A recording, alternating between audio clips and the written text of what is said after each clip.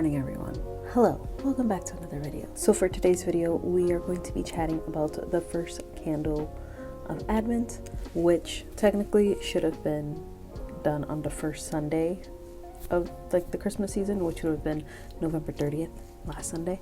But I'm trying not to let it bother me that I missed that little fact in doing all this, because I would have been posting these every Monday versus every Friday, but I'm not gonna let it bother me. Today we're going to focus on the first candle, and the first candle is Hope, which I believe that it's purple, pink, purple for the candles.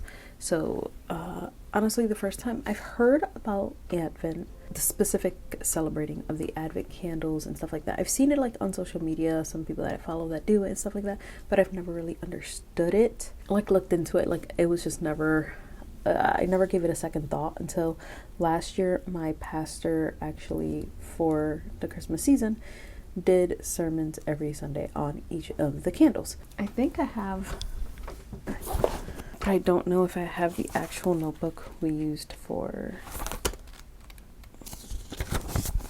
Oh, this one might be it. Okay, I did find it. There's not a ton of things. It must have been a shorter, I think he just did one day and kind of went over all of them. I'm just going to add in my notes some of the verses he mentioned here. We will look at everything together because I don't know what I'm doing. I thought this was going to be a much different type of video where I was going to present to you what I've learned. I've learned nothing.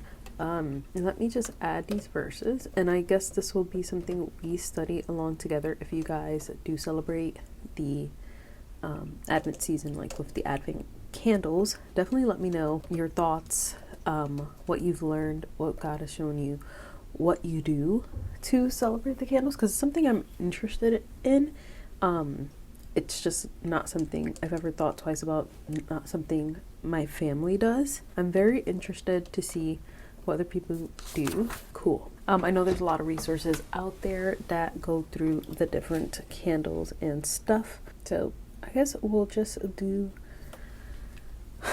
All right, we need to get on some sort of track here, and I definitely need to do some planning for next year and how I want my channel to go, but that is not what this video is about. This video is about Advent candles and what that means. So first things first, Google's definition of Advent is the arrival of a notable person, thing, or event. I wrote some notes down here about remembering the most important arrival of our Lord and Savior Jesus. So I guess the whole point of this, the whole reason I'm trying to do this, is to focus on remembering why Jesus came to earth, how he came to be the light of this world, and how he has left his light with us to shine brightly in this world. That is the whole point of all this. I'm pretty sure I wrote that in my Advent study too, which week 1 is the Advent candle of Hope, or the prophet's candle. They all have different names, and this one is the color purple. Purple is the color of royalty, and it's just about Isaiah's foretelling of the birth of Christ and all the promises God gave us in the Old Testament that would be fulfilled by the birth of Jesus. So actually, in my Advent reading plan, if you don't know what that is, it is my free Advent reading plan.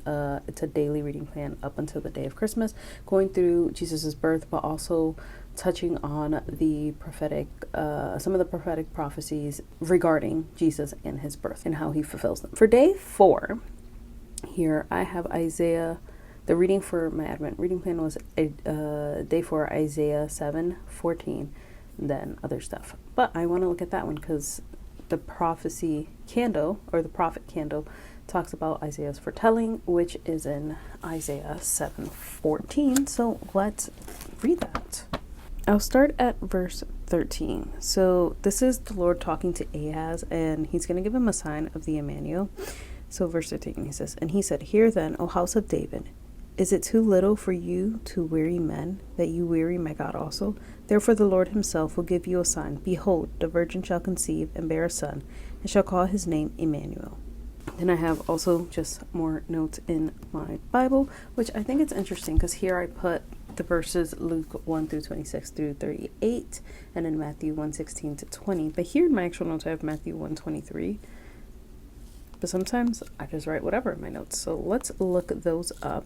I just have noted that the prophecy was given about 700 years before the actual birth of Christ. And so let's see what Luke says. 26 to 38. Yep, it's talking about the birth when the angel came to Joseph. So it says, in the 6th month, the angel Gabriel was sent from God to a city of Galilee, named Nazareth, to a virgin betrothed to a man whose name was Joseph, of the house of David. And the virgin's name was Mary. And he came to her and said, "Greetings, O favored one, the Lord is with you." I'm going to stop right there real quick. O favored one, KJV says, blessed among women.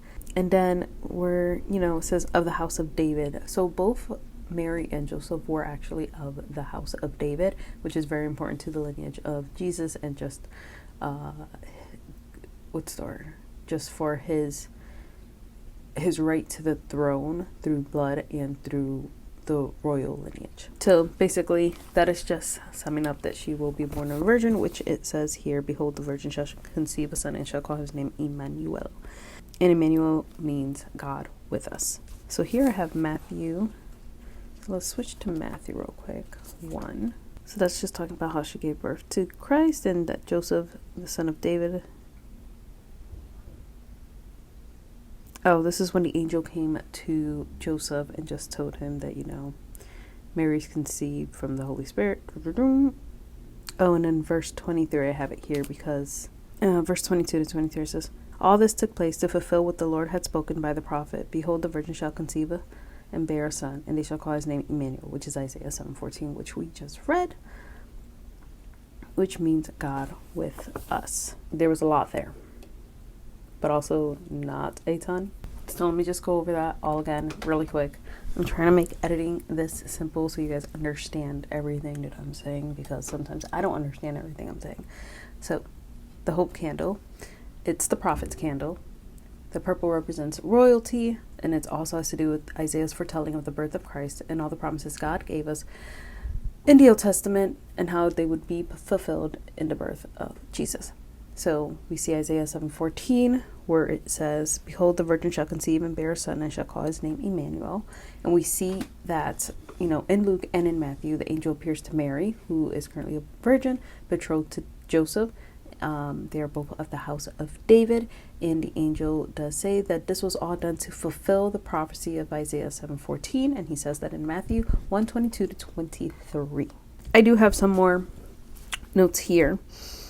And also how the prophecy of Isaiah was addressed to the house of David. So the people that were of the lineage of David knew that the Messiah would come through one of them.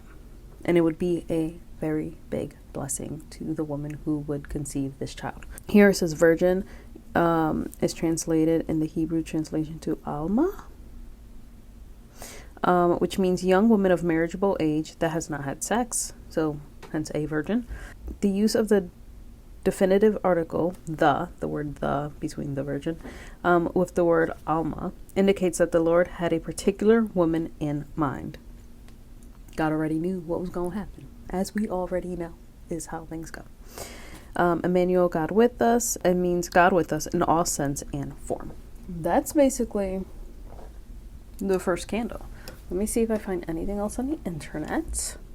I know I had looked at the Hello app, but it didn't really tell me anything else that I didn't already know. So I'll leave any links that I used down below too, so you guys can see. And if you guys have anything else to share with me, definitely do.